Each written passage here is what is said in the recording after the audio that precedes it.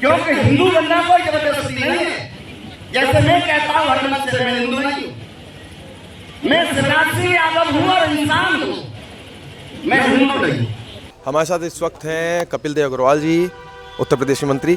कपिल जी, अभी दिल्ली में जो दिल्ली दंगे के आरोपी हैं उसमें से 2 लोगों की जमानत याचिका खारिज कर दी गई, कैसे कहेंगे? देखिए, माननीय न्यायालय ने जिस प्रकार से उमर खालिद की और सर्जिकल इमाम की जो जमानत याचिका को खारिज करने का काम किया, निश्चित रूप से न्यायालय का हम अभिनंदन करते हैं, स्वागत करते हैं। जिस प्रकार से इन आतंकवादी संगठनों ने दिल्ली को दहलाने का काम किया, लोगों को मारने का काम किया, वहाँ की संस्कृति को, वहाँ के सद्भाव को खंडित करने का काम किया, बेहद निंदनीय है और ऐसे लोगों को अधिक से अधिक सजा हो, ऐसा हमारा निवेदन है। समाजवादी पार्टी के जिलाध्यक्ष हैं जिनका यादव जी, वो कहते हैं कि हम यादव हैं, हिंदू नहीं हैं। अब वो अखिलेश यादव जी इसका अच्छा उत्तर दे पाएंगे, उनकी पार्टी के राष्ट्रीय अध्यक्ष हैं। सो अखिलेश जी बताएं कि यादव हैं नहीं हैं, यादव हिंदू होते हैं कि नहीं होते, तो मुझको लगता है अखिलेश का एक प्रॉपर ठीक जवाब दे पाएंगे। लेकिन अखिलेश यादव तो पीडीए पंचांग लेके आ गए हैं अब, तो पंचांग में उन पीडीए पंचांग लाए या सपा पंचांग लाए या अखिलेश यादव जी का पंचांग स्वयं का आए, कुछ नहीं होने वाला है। पीडीए का मतलब ये हुआ कि उन्हें आधा प्रदेश तो उन्हें वैसे ही छोड़ दिया। जो पीडीए में नहीं है इसका उनको तो कुछ मानते नहीं है, वो तो सिस्टम में पहले ही बार हो गए। और जिस पीडीए की बात करते हैं तो चरक भ्रष्टाचार, बोर्ड पर बोल करके इमला नौकरी देने के लिए षड्यंत्र, उनके लिए पैसा, मुस्लिम तुष्टीकरण, पूरा प्रदेश जानता है कि अखिलेश यादव जी इस प्रदेश को कुछ नहीं दे पाए सिवाय तुष्टीकरण के, सिवाय सांप्रदायिक सद्भाव को खराब करने के, वो कुछ कर नहीं पाए। और मुझको लगता है पीडीए के ऊपर कोई भरोसा करने वाला नहीं है। योगी आदित्यनाथ जी मुख्यमंत्री के रूप में, श्री नरेंद्र मोदी प्रधानमंत्री के रूप में एक शानदार काम पूरे प्रदेश के अंदर इस समय कर पा रहे हैं। और हमको लगता है कि आने वाले कम से कम 20 वर्ष अब ये भारतीय जनता पार्टी के हैं।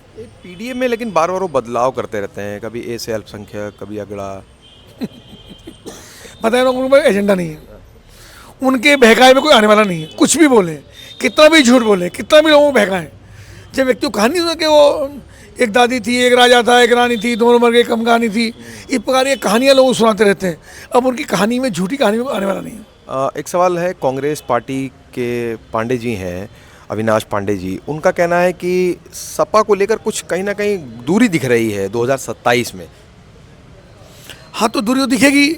जब दोनों नौजवान साथ होकर सवाल चलते थे तो बेड़ा गर्क हो गया, हम तो डूबेंगे सनम, तुमको भी लेकर के डूबेंगे, तो दोनों डूब गए, दोनों ही सत्ता में नहीं आए।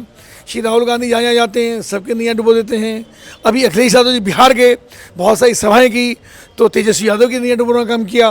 तो मुझको लगता है इस समय संकट है विश्वास का समाज के अंदर, और जहाँ जहाँ जाते हैं, जहाँ जहाँ जाएंगे वहीं का बंटाधार होगा। आखिरी सवाल, बंगाल चुनाव है 2026 आ रहा है, भारतीय जनता पार्टी सरकार बनाएगी। ममता बनर्जी, उनकी झूठ, हिंदुओं के प्रति लगातार बांग्लादेश में कत्लेआम, उनका षड्यंत्र, बांग्लादेशी घुसपैठ और ये सब चीज़ें जो लगातार पश्चिम बंगाल को, उनकी व्यवस्था को ध्वस्त करने का काम कर रही हैं। भारतीय जनता पार्टी पूरी योजना के साथ, पूरी तैयारी के साथ चुनाव मैदान में है, उनको पूरा भरोसा है हम वापस सरकार बनाएंगे इस बार। शुक्रिया। तो आपने सुना कपिल देव अग्रवाल जी को, जिनका मानना है कि 2026 में बंगाल में भारतीय जनता पार्टी अपनी सरकार बनाने जा रही है। जीतेश्वर संवाद लाइव के लिए।